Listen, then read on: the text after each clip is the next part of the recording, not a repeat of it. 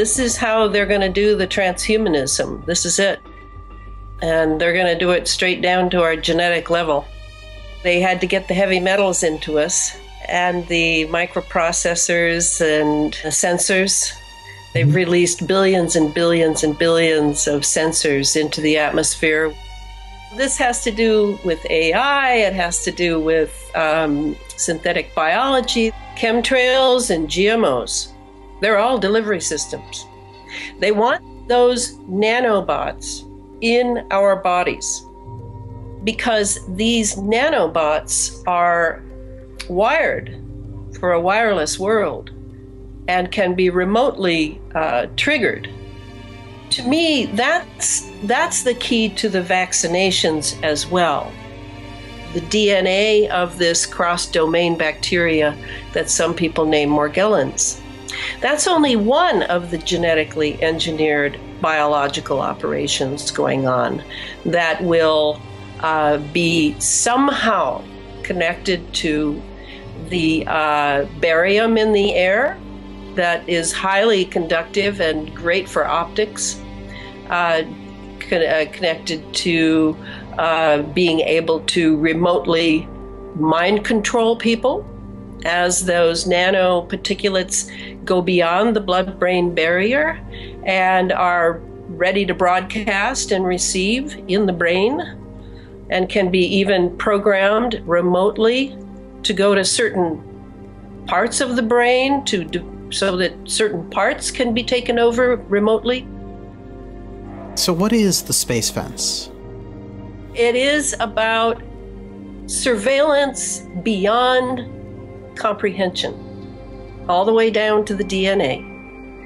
And the surveillance is not, don't think satellites and things up in the sky. Think your cell towers and the Gwen towers and the NexRads across the nation.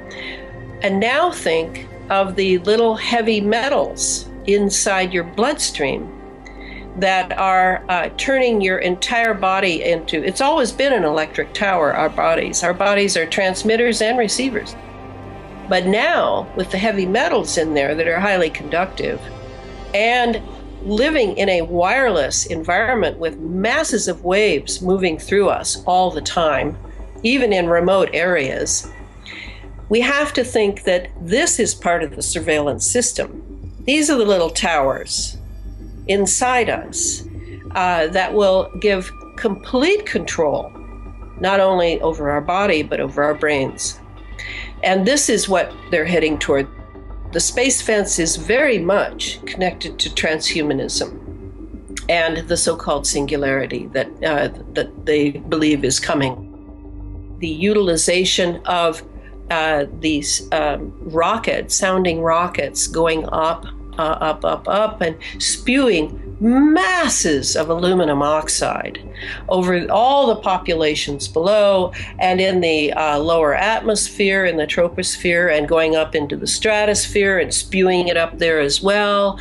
And finally, whatever is being spewed gets high above us, and this very definitely is part of the space fence, and it is then taken over by centrifugal force and will make a ring around the planet, just like Saturn has, just like Saturn. And that ring will be highly conductive.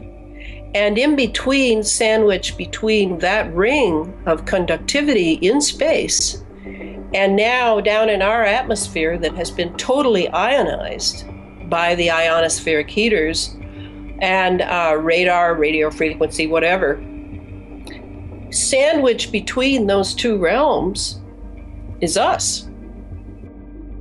And what they needed was Bernard Eastland's HAARP, the patent that would give them the keys to the kingdom by making the lower atmosphere electrical and turning it into an antenna or a battery. And that was what the HAARP experiments were primarily looking at. That is the name of the game. It's all about class. It's all about genetic bloodlines. And they are ready to do the lockdown. And that's how I look at the space fence, is we're in a planetary lockdown. Vaccinations will soon be required of all adults as well as children. You'll go to prison if you don't.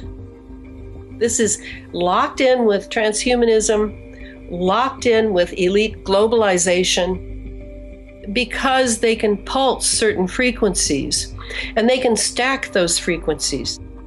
I think they used it in Ferguson, Missouri during that racial episode we had. I suddenly saw the crowd absolutely change. And so you can pulse a frequency for anger. You can pulse a frequency for violence. You can pulse a frequency for I don't care.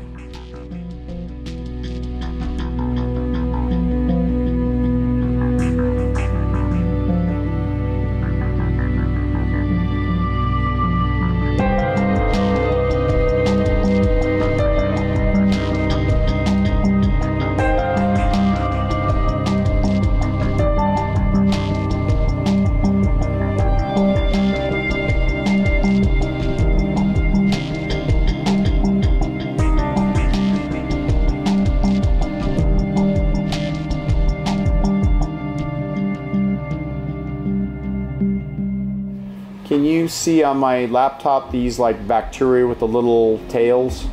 Yes, I sure can. Yeah, I've been seeing that way too much. It's scary how Northern California, Florida, I've picked up a few cases now in California.